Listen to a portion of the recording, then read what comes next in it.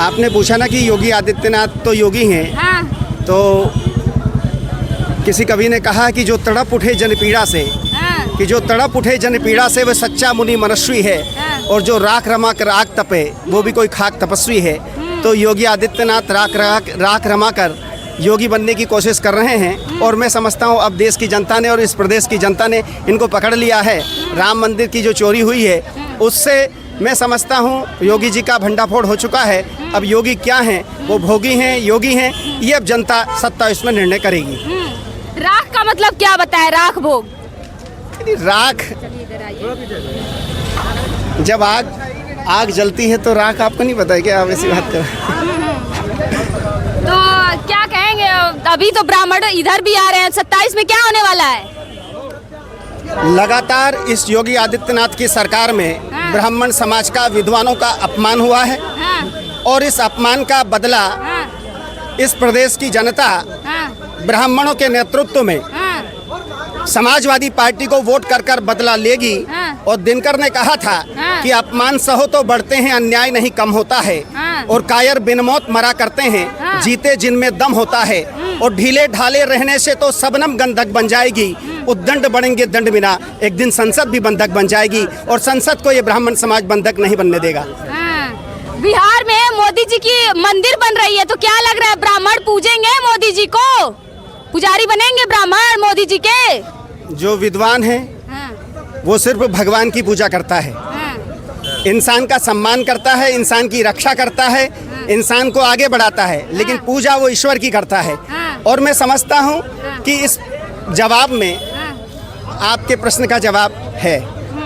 बताइए क्या जवाब है? अरे यही है कि मोदी जी एक इंसान भी नहीं है। मैं समझता हूँ कि जिस तरीके से हमने देखा दिल्ली के अंदर, जब हमारी बहन और हमारी बेटियां और हमारे बच्चे जब पेपर लीक घोटाले के खिलाफ जब प्रदर्शन कर रहे थे, तो किस तरीके से हमारी बेटियों को लाठियों से पीटा गया, हमारी बेटियों को पीछे से डंडा करा गया।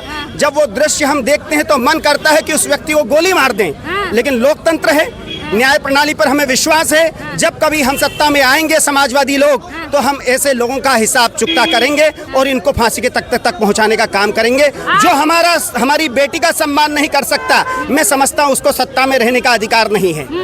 आप मोदी जी को इंसान के बराबर भी नहीं कह रहे हैं। उधर जो राम मंदिर के ट्रस्टी हैं चंपत राय, उनको भगवान विष्णु का अवतार बताते हैं। देखिए, ये सब लोग पाखंडी लोग हैं, इनका भगवान से कोई मतलब नहीं है।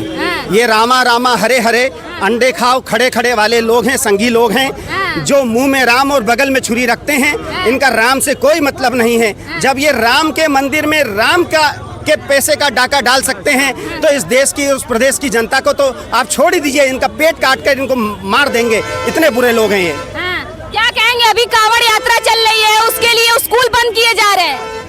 देखिए, स्कूल शिक्षा का मंदिर होता है, और मैं समझता हूँ कि जो भी कोई धार्मिक यात्रा हो इस देश के अंदर, और उस धार्मिक यात्रा से अगर कोई शिक्षा का केंद्र अगर बंद होता है, तो मैं समझता हूँ उस पर विचार करना चाहिए। क्योंकि शिक्षा हमें विद्या ददाति विनयम, विद्या जो हमें विनम्रता देती है, और विद्या जब हमें विनम्रता देती है तो अस्तो माँ सद्गमया, जो असत मार्ग से हटाकर सत मार्ग की ओर लेकर जाती है, और तमसो माँ ज्योतिर्गमया, जो अविद्या और अंधकार से हटाकर हमें ज्ञान की ओर लेकर जाती है, और मृत्युर्मा अमृतम गमया, जो मृत्यु से, इस जन्म मरण से छुटकारा देकर स्वर्ग की प्राप्ति की ओर लेकर जाती है।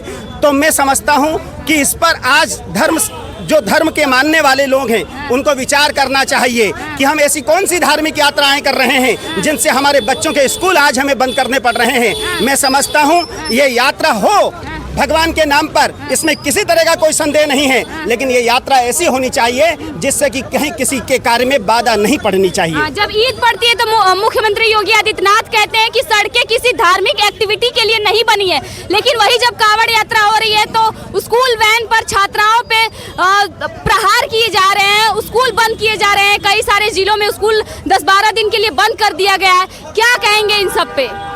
देखिए, इन लोगों का धर्म से कोई नाता नहीं है, ये धार्मिक लोग नहीं हैं, ये अखंड अधार्मिक लोग हैं। इनका धर्म से कोई दूर दूर तक नाता नहीं है, ये सिर्फ नाम के योगी हैं। इनका जो कर्म है वो भोगी वाला है, ये आतताई हैं। ये आज इस प्रदेश के अंदर और देश के अंदर डबल इंजन की सरकार चला रहे हैं और दोनों हाथों से इस देश की जनता का पेट काट रहे हैं। मैं समझता हूं इनका जो जीवन है वो अनुकरणीय नहीं है। अनुकरणीय अगर किसी का जीवन है वो है भगवान राम का, और हमको उनका अनुकरण करना होगा और इन रावणों का मैं समझता हूं कि नाश करना होगा। भगवान राम से भी ज्यादा बड़ी चित्र मोदी जी का बनाया जाता है जब प्राण प्रतिष्ठा होती है राम मंदिर का। तो जब व्यक्ति अहंकार में डूब जाता है, सत्ता का अहंकार, धन का अहंकार, क्योंकि आज अडानी जो है, हम सोचते हैं कि अडानी अमीर है, अडानी पैसा कमा रहा है, वो सारा पैसा मोदी का है। मोदी आज सत्ता का भोग कर रहे हैं, वो धन का भोग कर रहे हैं, और जब ऐसी स्थिति होती है तो ये जो है सामान्य व्यक्ति को ये सब पछता नहीं है।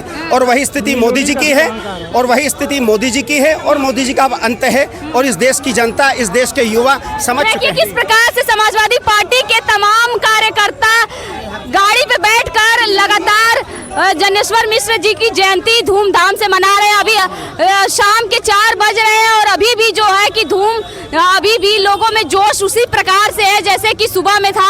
आप देख सकते हैं कि अभी भी यहाँ पे संख्या जो युवाओं की है, हुजूम अभी भी उमड़ा है। ये नहीं कि है कि संख्या में कोई कमी आई है। क्या कहेंगे? आए हैं यहाँ पे जनेश्वर मिश्रा जी की जयंती मनाने के लिए। हाँ, बहुत अच्छी लगी बात है और सभी कार्यकर्ताओं में जोश है। 27 के लिए एक बदलाव की जो भावना है, बयार है, वो देखिए आप सबको दिख रही है। जनेश्वर पार्क से लेके यहाँ तक आपने अभी खुद ही बोला। और पूछिए आप लोग क्या कहेंगे भैया? जा रहे, भाग रहे? बोलने में हर आदमी नहीं बोल। ये बताएं, पूछिए आप क्या कहेंगे? लग रहा है ब्राह्मणों को सम्मान कर रही है समाजवादी पार्टी। हमेशा किया है, क्यों नहीं करेगी? क्यों नहीं करेगी? विपक्ष में है, विपक्ष भी पार्टी जो है वो सत्ता में आती है, बदलाव सामने दिख रहा है, हर आदमी में जोश है, हर आदमी में बदलाव की भावना है कि अच्छा शासन आए, और ना जात की बात हो, ना पात की बात हो, मानवता के विकास की बात हो। मैं डॉक्टर ए.के. त्रिपाठी हूँ और मेरे अंदर कोई भावना ये नहीं है, क्योंकि डॉक्टर हूँ, मेरे लिए सब बराबर है ना। तो बस ये है, ये इनके अंदर है ये भावना, जैसे कि इनके हैं लोग, अब उसमें हमें कहने की जरूरत नहीं है जी। ओके, ठीक है, धन्यवाद। तो जिस प्रकार आपने देखा कि समाजवादी पार्टी पे अभी भी लोगों का जोश उमड़ पड़ा है, और आपको बता दें कि अभी भी यहाँ पे धूमधाम से जयंती मनाई जा रही है। जिस प्रकार से आपने देखा कि जो ब्राह्मण है उनका कहना है लगातार कि 2027 में समाजवादी पार्टी के साथ है, ब्राह्मण और भी जातियाँ मिलकर समाजवादी पार्टी की सरकार बनाएंगी। फिलहाल आप इस पूरे मुद्दे पर क्या कहना चाहेंगे? अपनी राय कॉमेंट में ज़रूर बताइए।